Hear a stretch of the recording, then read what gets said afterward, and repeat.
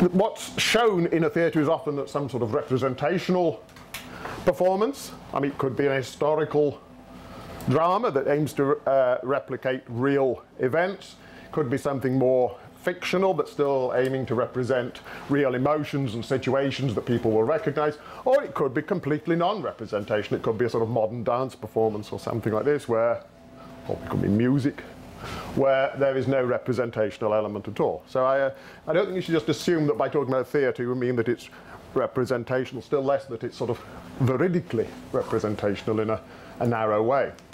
What's a mental theatre?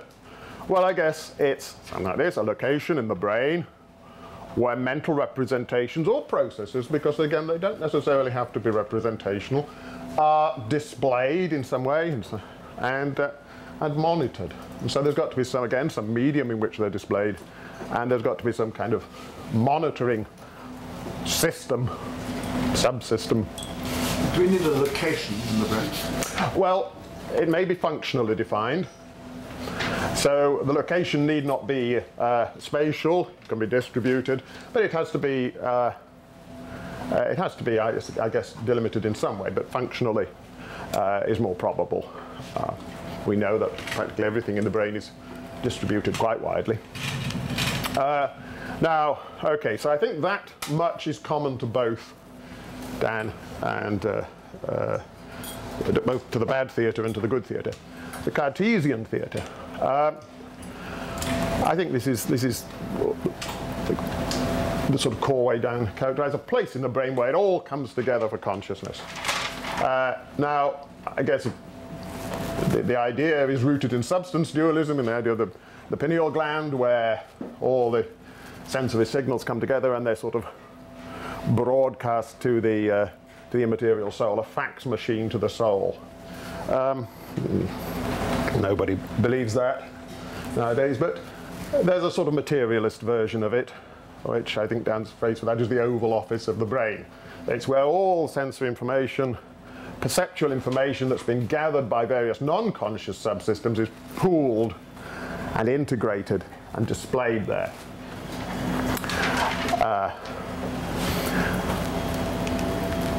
And information becomes conscious only when and only when it's displayed there.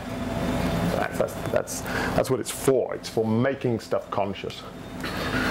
And of course, again, this is going to require some sort of, because it's a show, it's going to require some sort of medium. And Dan links this with the idea of the central executive that is there watching the show, the me, the I, the ego, and so he calls this a medium. It's a big medium. And of course, this is what's displayed there. I don't suppose it has to be quality. There could be some sort of central representational medium for perceptual information that isn't qualitative, but that's typically how it's thought of. That is how what qualia are supposed to be doing, I suppose. They are the medium in the Cartesian theatre. And this, of course, as Dan points out, involves a double transduction. You have stimuli that are converted by the sense organs into nerve impulse, into spike trains, but then they have to be converted back into the into the medium for display in the theatre.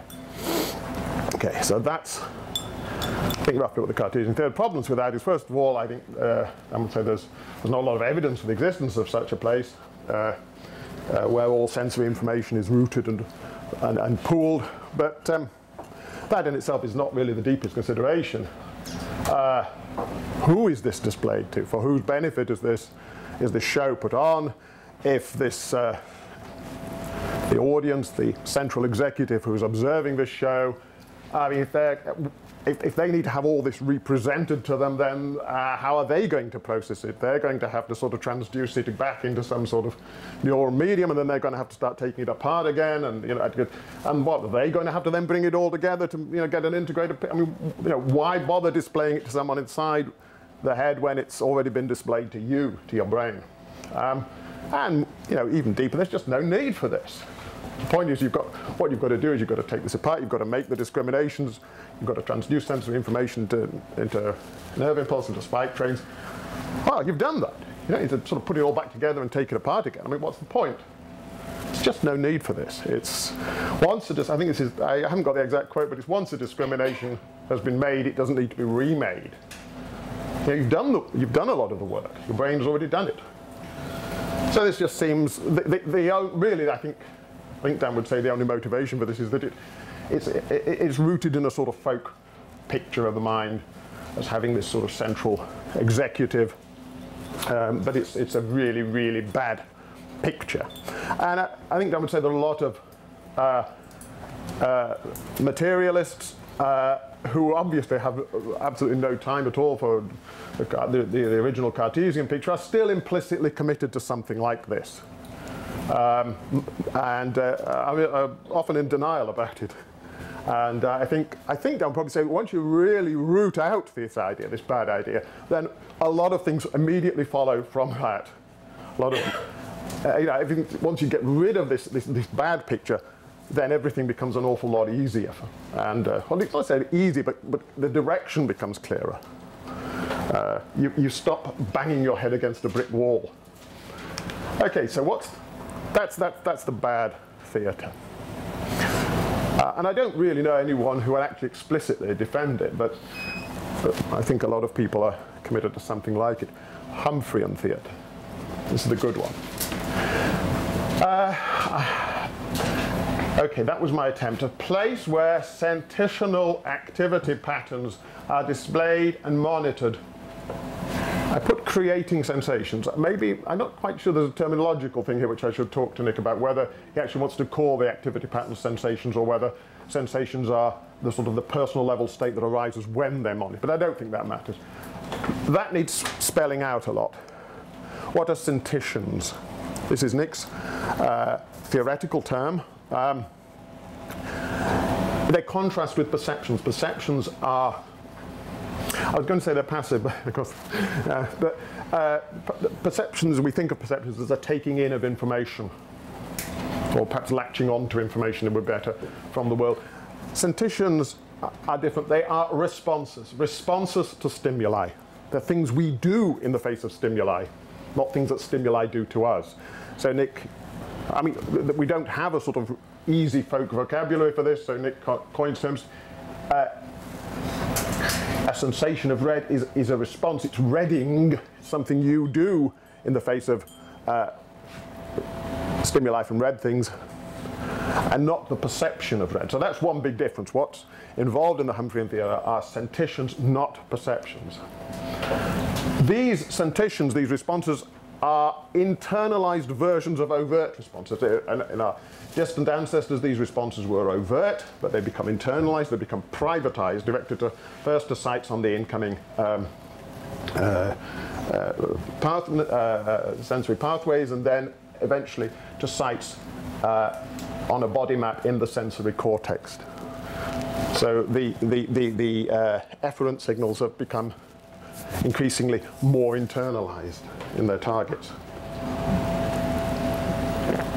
And that also, I think, is important, because this picture, this Humphrian theatre, is not something that starts like the Cartesian theatre right from the inside and was always there on the inside. It's a theatre that has been it was originally an external theatre. It was essentially, I'll come to this moment, it was a monitoring of ourselves, of our bodies, that has become internalized. So it's an outside-in theatre. Now, what's actually monitored in the theatre on Nick's view are not simply sensations, but complex patterns of neural activity, cyclic patterns of neural activity that arise when efferent sensations interact with afferent sensory signals. So the responses are targeted on the same pathways, they interact with incoming signals, and this creates a feedback loop, which rapidly becomes very complex, which creates multi-dimensional patterns of feedback activity. And that is actually what is being monitored in the theatre. And again, the monitoring is done by internalized versions of mechanisms that originally monitored overt responses. The idea here, there's a whole evolutionary picture here which I really should have spelt out if I was doing this properly. But the idea is that these responses contain useful information for the organism. How it's responding to stimuli is a very useful thing for a creature to know. So creatures developed mechanisms for monitoring their own overt responses, and just as the responses became internalized, so the monitoring mechanisms became internalized. So again, this is a theatre that was originally, the actor in the theatre was originally the whole organism. And originally the whole organism was both the actor and the audience. And both the action and the monitoring have become internalized to separate subsystems. So and I think this makes the whole idea a good deal more benign. And the idea is that when monitored, these activity patterns, I call them sensational activity patterns, I don't know if that's a name Nick would like. When these are monitored, because of their complexity, they develop strange sort of higher level properties which can be mathematically described, maybe by chaos theory or something. When monitored, these activity patterns seem to possess otherworldly features, strange otherworld. These are the sort of holograms that Nick showed us displayed in the cockpit of the theatre. And this is the origin, this is the magical show on which the illusion of consciousness depends. And that, I think, is a key point. It's implicit in what I've said. What's going on in the theatre is reaction, not replication. This magic show is a form of internal stimulation. It's a new kind of stimulus. It's not a reproduction of sensory stimulation. It's a new form of stimulation. That's absolutely crucial to the story. And it has wide-ranging motivational effects, according to the second half of his book, Soul Dust, is all about what these effects do for us. And I think Nick makes a very plausible story, that their effects are huge and massively underestimated by people talking about consciousness. And this is a little quote I find from Nick. And he points out, of course, that it's kind of implicit in the theatre metaphor. When you talk about a theatre, the Cartesian theory is more like a Cartesian newsroom, supposedly. You know, it's where, you know, the news is being replayed to people who've already seen it. But a theatre isn't really for the news. It's for theatres are places where events are staged in order to comment on them, to educate, persuade, entertain. You know, they're to give you an extra dimension to all of this, and a dimension of interpretation, of expression. This is, I should have said sensation is a mixture of sensation, expression, and volition. And volition. Volition, right. So it's all of these elements of active response and interpretation. See, and so the idea then that there might be an area in your brain in which this kind of show is put on is a lot more plausible, and indeed as implicit in the biological story about the internalization of overt responses and monitoring mechanisms, it's biologically reasonable. So let's just sum this up. Cartesian versus Humphrian. Cartesian, it's a perceptual show. It's a representation of features already detected, maybe in an integrated form, but still a representation. Its function, what is its function? Well, it's to make consciousness. That should be sort of in inverted commas. It's there to, because, you know, damn it, consciousness has got to come in somewhere in the story, and where's it going to come in? But that's its function. That's all it does. It just makes consciousness. It doesn't really do anything else. All the real work has still got to be done. And then what happens? It's shown there. Right, what happens? Well, then you take it all apart again and start doing things with it. Well, why not just do that in the first place? It involves a double transduction. Sensory stimuli into spike trains and then back into qualia, into the medium, whatever it is. And the audience is probably has to be some sort of central executive system, I guess. It's for some, the audience is some kind of system that had to be central to perform this kind of function of appreciating it. It had to be. It couldn't have been a sort of internalization, as I see it, because that would just miss the point. Humphrian. It's a sensational show. It's a presentation of new features. That, I think, is absolutely essential. What's being presented there is something new in the world for you. Something you would never have got from your sense organs. But without this response. I think that's absolutely the crucial difference. Its function is to do many things, but let's say its broadest description is it's to motivate, it's to give you new interests. Bless you. And I say Nick has many chapters devoted to explaining the multifarious ways in which this does motivate and activate and inspire and enrich the lives of creatures. Now, I put single transduction. Maybe I shouldn't have even put that. Certainly there's no double transduction. There's no double transduction because we're not starting with sensory stimuli. We're starting with responses, impulses. Now, these are organized into these complex sentitional activity patterns. Whether you call that a transduction or translation, I'm not sure.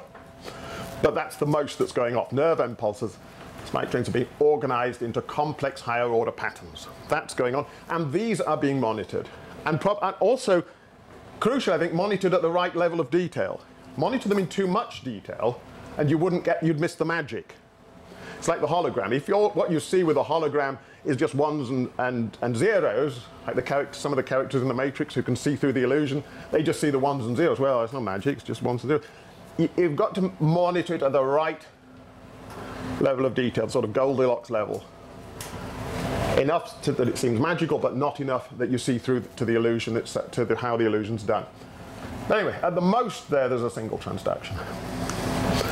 And the audience is not a boss system, a central exec, it's not the president.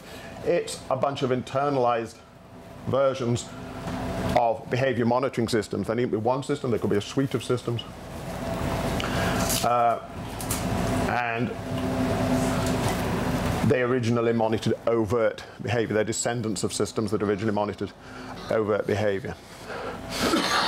As I understand Nick, he does want to think of this theatre as a kind of functionally unified thing. But this is a debate I have with Nick as to what extent it could actually be sort of fractionated and there could be multiple streams, but I will let Nick talk about that. That, I think, is the essential picture. Bad thing, good thing. And I think that's where I'll leave it.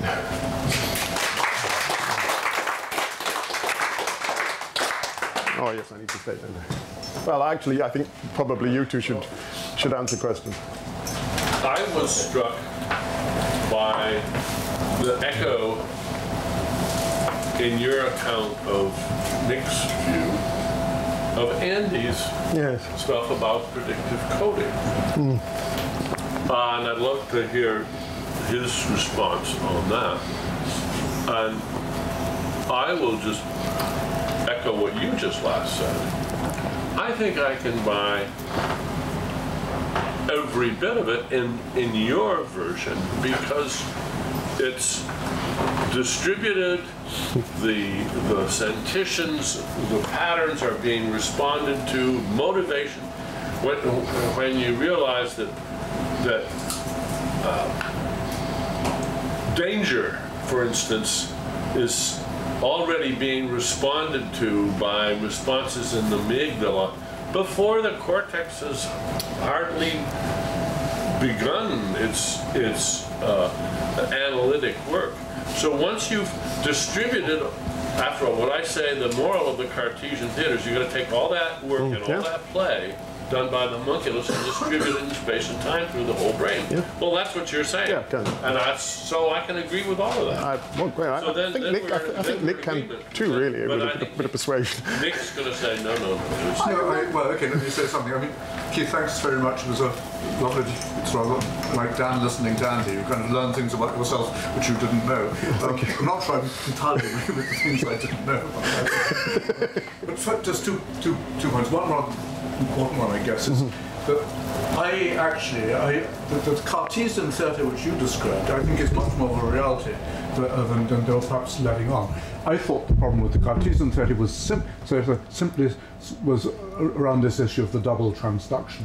I actually think there is a global neuronal workspace, or Bernard Baar's theatre of consciousness. Yeah, but that's not the Cartesian. It's not the Cartesian theory, but a lot of what you were describing actually was about that. It's the final stage is the one where you transduce it back, which is the question where it becomes irrelevant or silly.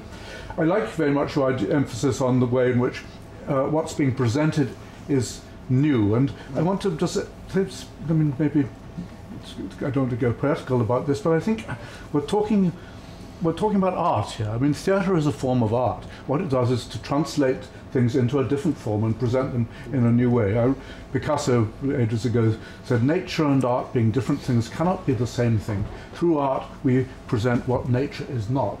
And that's, in a way, I think, that, I mean, it's not that sensation or sensation presents the world in a way it is not, but it presents it in a way in which it hadn't seemed to be, or wouldn't have got if simply from the raw facts of the physics of the things being observed. And that kind of theatre, I actually think, is recurrent. I mean, I think it goes all the way down. I think there are lots of theatres like that in the mind. I mean, at different levels from the ones we've been already talking about. I've a long time thought about this very strange thing that thoughts are presented to us in language. Now, of course, what language is doing is representing the thoughts in a way which goes beyond the actual concepts and so on involved. And I've long thought that one of the actual remarkable achievements of representing thoughts in language is to introduce poetry and ambiguity. The great thing about language is it actually leaves room for alternative interpretations and so on. And therefore, when you think something and then you have an idea in the deep,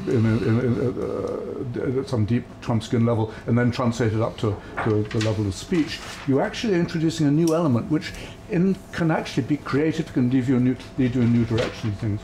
So I like the idea of theatres. I think they're there in nature. I like when bees come and dance on the outside of the hive, it's a theatre which is observed by other bees.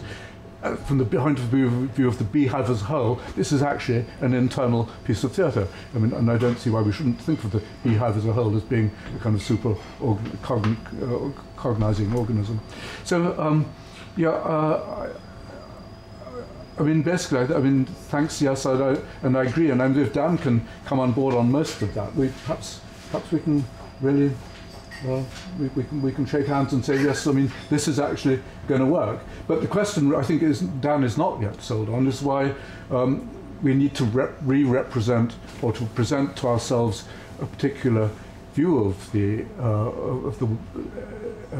world as we're interacting in it in a way which is magical. I mean, which actually seems to have properties which not only are slightly different and added a bit of emotion here and a bit of evaluation there and so on, but in ways which, as I see it, has introduced elements which really do take us by surprise and which makes us think, okay, this kind of world is not the world as it's described by physics and chemistry and so on. It's not the world of pure matter.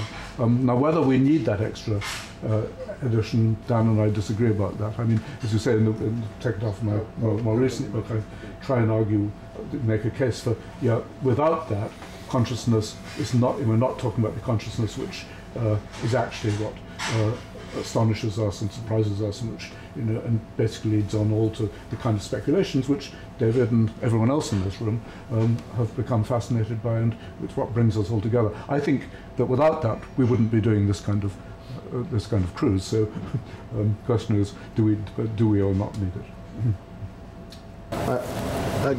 Yes.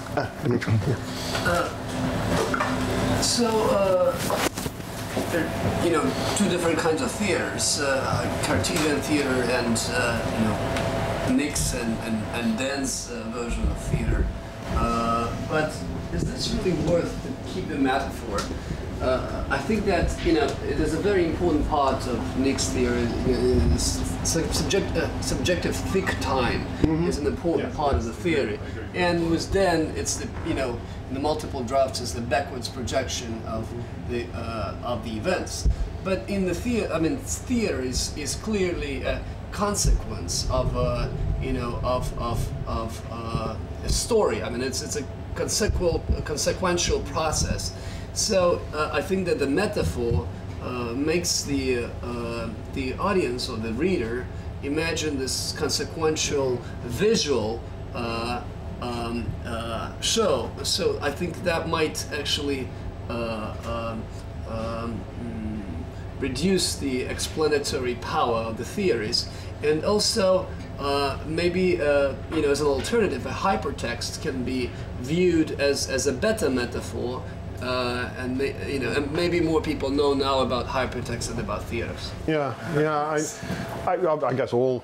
I mean, it's a metaphor. I guess. Yeah, of course, it's a matter of taste. I'm trying to persuade Nick of using something like Twitter as a metaphor, because the idea there is what you have is you have incoming information about the world through news feeds and so on, and then what happens is everybody starts commenting on it. Everybody's commenting, and then people start commenting on the other people's comments and retweeting them and retweeting their retweets, and some things start going viral, and then you get trending topics.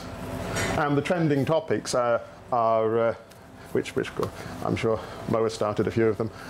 These are sort of like the analogy for the sentitional activity patterns that then get noted. And it seems like amazing that certain things are picked up. And sometimes what's picked up from this huge bombardment of information is quite unusual features get picked. You know, one direction a trending way, who one direction were, but you know, so that's another which doesn't rely on the sort of visual metaphor, and obviously doesn't suggest the sort of transduction in the same kind of way. But yeah, I think maybe what we need is a mixture of different metaphors to capture different aspects. But actually, in relation to the next thing about thick time, I think you can actually imagine that quite well on a stage. You can imagine simultaneous performances. So one thing is perhaps being enacted, and something else and this is the enacting of this thing continues while the enacting of the next thing, and this is sort of holding things in memory. Yeah, actually, I think there are going to be better analogies. Yeah. They're going to be visual. I mean, when Picasso and the Cubists present a face as seen from many different angles, yeah, that's more. Yeah, that's yes, yes, yes. I'd like to say about the thick time that we're actually experiencing time which has already passed. Yes. Even at time is to come. But I agree with Dimitri. One can get trapped by metaphors, and of course, being visual animals we are, we do tend to use pictures as to express it. But it'd be very interesting to know what that model of a theatre would be like. What is it like to have the illusion of being a bat? Yeah, and of course, the performance in a theatre could be a musical one. It could be a symphony or something like this, or dance or whatever. There's one kind of theatre. I just want to give an example. I think, and I kind of thought about it more. We went in New York. There's this show called Sleep No More. Have anybody seen it? I think that's the kind of theatre that maybe you will like more, because there's no stage. And there's no actors, and I mean, there's no clear definition, barrier. I mean, you come into a hotel, you put on masks, and everybody looks the same, and then there's some people that don't wear masks that are obvious I mean, there's very few. You have to find them. You look around, and then in the environment, there's very strange artifacts in the environment, and you look to find the actors, and then, you know, people, and it's maybe like a fame thing is also, and there's like actors start doing something suddenly, and there's a group of people in the masks just like, you know, looking at them and then chasing them to see what they're gonna do. So that may be like influence processes that are being suddenly recruiting the neuronal activity, and then there's also, but interestingly, some of the audience also is. Some of the people in the masks are actually actors. We suppose. We don't. Of course, in precedent, even in Shakespearean theatre, or Beaumont and Fletcher, for example, a play called Night of the Burning Pestle, in which people come up out of the audience and sit on stage and direct the action. So they were already playing with some of those ideas, actually long before. Sleep No More is about Macbeth. I mean, it's a kind of variation on Macbeth. So I think they got this idea, from the original Shakespeare's. That's very interesting. I mean, it's a wonderful possibility for experimental philosophy. If you've got a set of masks, which we can distribute it around after dinner. And if you do it. Yeah, so I think there is, as Dan was suggesting there, a really natural fit between Nick's view and kind of predictive coding view. And I think that bit comes out if you think about the action side of predictive coding, the side that I haven't said anything about actually.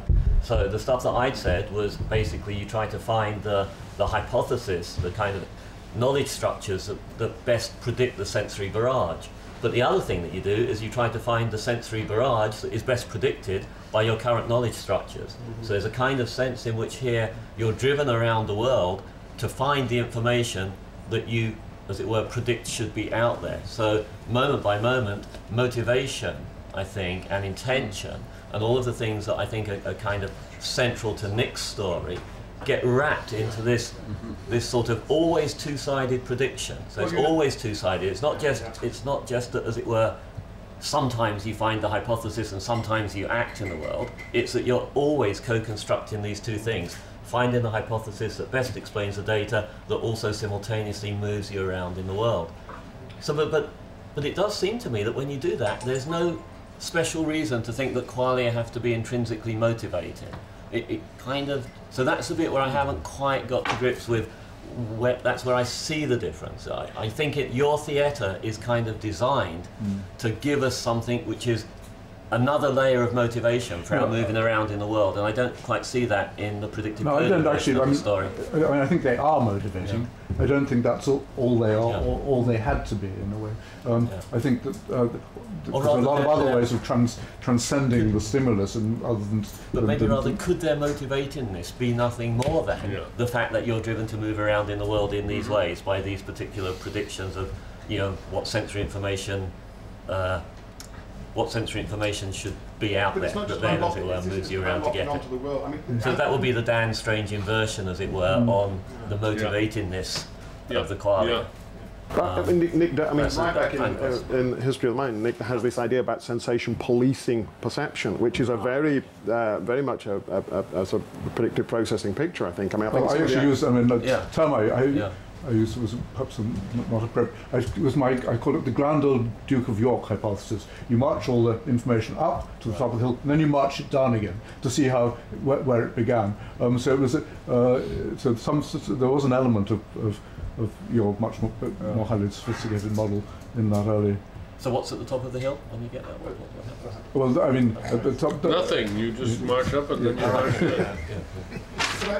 But can I ask a question which I think I don't want to let go of?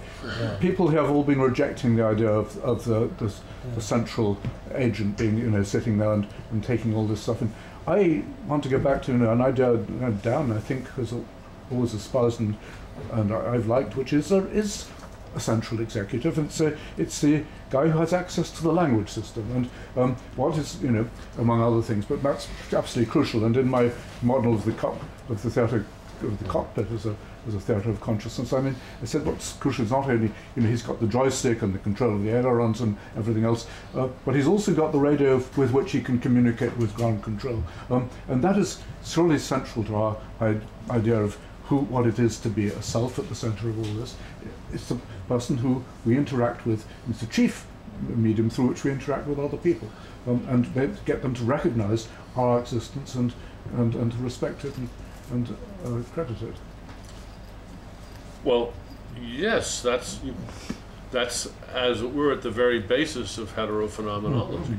But again, you distribute that virtual mouthpiece, that virtual public relations director, through all the activities. Again, you don't have a show put on for the speaker. You don't have a show put on. All the things that the speaker is motivated to talk about are in the same medium as all the other processes going on in the brain. And I think, just to make it vivid, suppose we make a model of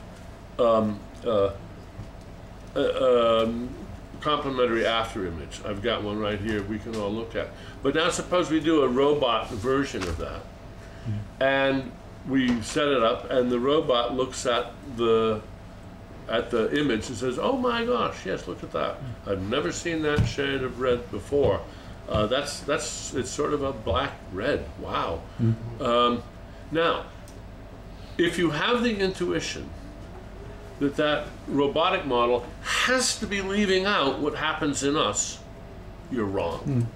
That is just false. That's a naive intuition, but that means that whatever you want to have in the way of a show or a demonstration or a monitoring is all done in the medium that the rest of the process. Yeah, that's why the autopilot can actually be an integrated circuit board using exactly the same means of passing information around as the actual instruments on display in the cabin. Yeah. So that means I think a lot of your story is a story about the role of our own models of ourselves, which can be told with no hint of any theatre at all. They're just more models, just like all the other ones. Yeah, but okay. I mean, I don't want to let go of the idea of theatre because I actually don't. I want to.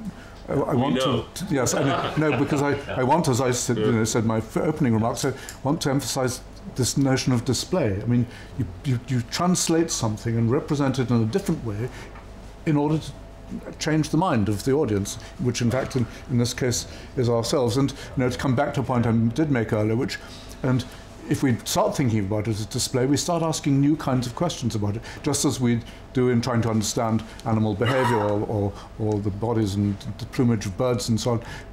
Once we realize this is not all together with just reproductive, just survival of day-to-day physiology. It's to do with displaying to a third party who is then going to judge it and respond to it, and then we ask new questions. It's creating an inner environment that is another aspect of our world. I think that's a good place to end. Thank you.